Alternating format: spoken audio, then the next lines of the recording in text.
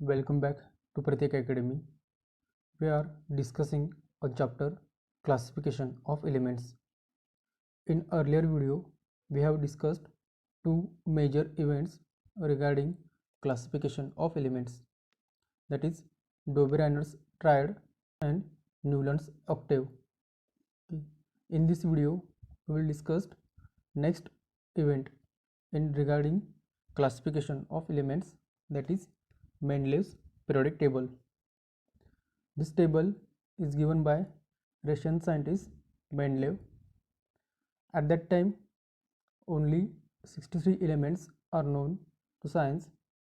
Mendeleev studied these elements and he found that atomic mass is fundamental property for any element. Okay, so he made separate property card for every known element at that time and write down different properties of that element on that table, and this table is indicated by atomic mass number of that element on one side. Okay, then he arranged these cards according to their atomic masses and properties of elements in a proper manner, and this gives invention of the periodic table of elements. That table is called as Mendeleev's periodic table. Okay, Mendeleev's periodic table is very important step in classification of elements. So this is structure of old Mendeleev's periodic table. So here, if we see, different elements are arranged according to their atomic mass number. There are various groups are there and various plates are given here.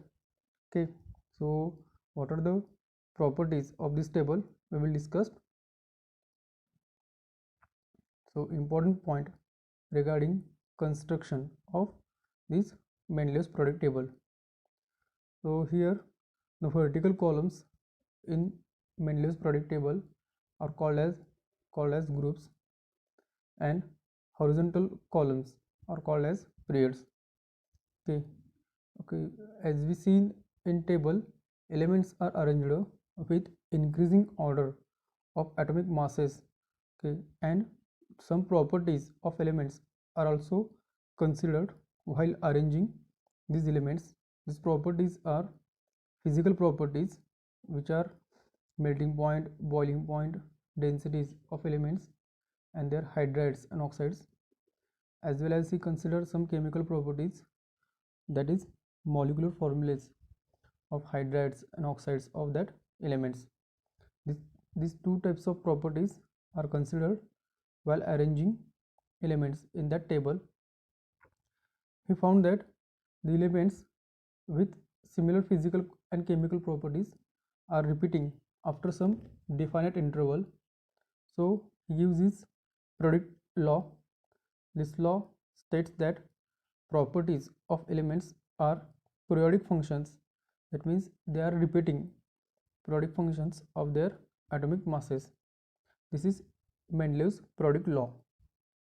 Okay, then we will see some merits of this Mendeleev's periodic table. So we know that science is progressive. That means every day there is some invention or new inventions are going on in science. That is, science is not constant. Information available with science is always changing, or rather say modifying. This is meant by science is progressive. That is, by using more advanced theories and methods of doing experiments, there is a scope for modification. So this is basics of science, and Mendeleev understand these basics very well. So Mendeleev consider this basic, that is science is progressive, while forming its periodic table. So he considered fact that the information available regarding elements at that time is not final. This information can be modified or changed by time. So he made some provisions for that in its table. So let's see merits. So first is atomic masses of some elements were revised by Mendeleev by considering their properties. Okay, for example, previous atomic mass of beryllium was 14.09 and this is changed by Mendeleev to value 9.4 and the beryllium is placed before boron element, and this is done by considering properties of boron, properties of beryllium. Okay, so this is first merit. Second, initially there was no place reserved for noble gases in Mendeleev's original periodic table. As we see, there are no noble elements, but noble elements are discovered later on. Okay, and he made separate group for that noble elements, and that group is called as zero group. And due to this, original Mendeleev periodic table is just get modified. There is no any disturbance in original Mendeleev's periodic table. Okay, this is second merit. And next is Eka boron, Eka aluminum, and Eka silicon. Let's see what is it. So Mendeleev kept some vacant places in its periodic table for elements not discovered till then. So as we discussed earlier, that is information available with science is modifying continuously. This fact is taken into consideration by Mendeleev, and by considering this fact, Mendeleev kept purposefully some vacant places in his periodic table. Out of this periodic table, he proposed three. He predicted for three elements uh, depending upon properties of neighboring elements, and these predicted elements were Eka boron, Eka aluminum, and Eka silicon. These elements are predicted earlier before their discovery, before their actual discovery, by knowing properties of neighboring elements. Okay, and later on, three elements were discovered by science, and these three elements are scandium, gallium, and germanium, and these elements shows similarity with their corresponding predicted elements earlier. Okay, so the elements discovered later and previously predicted by Mendeleev, so this fact gives very success to Mendeleev's periodic table, and Mendeleev's table and theory is accepted immediately. So this is major merit or advantage of Mendeleev's periodic table. Okay, but along with this, there are some demerits which have to be considered here. So first is the whole number atomic mass of elements cobalt and nickel is same, it is 59. So how to give proper sequence to cobalt and nickel is the question. Okay, therefore there was a confusion regarding sequence in Mendeleev's periodic table. So this is first demerit. Second, isotopes were discovered long time after Mendeleev's periodic table. Okay, so at the time of construction of Mendeleev's periodic table, there were no concept of isotopes. Isotopes are discovered later, and we know that isotopes are having same chemical properties but different atomic masses. So there is a question of how to place isotopes having different atomic masses in periodic table. Okay, so this is big question. This is not solved by Mendeleev's table.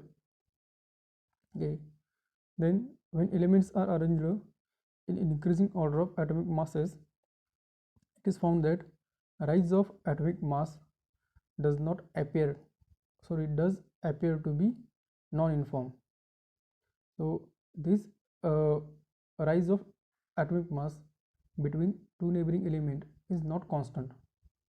So when we have to predict how many elements between two high atomic mass elements. It is not possible because rise is not uniform. So this is third demerit by Mendeleev's product table.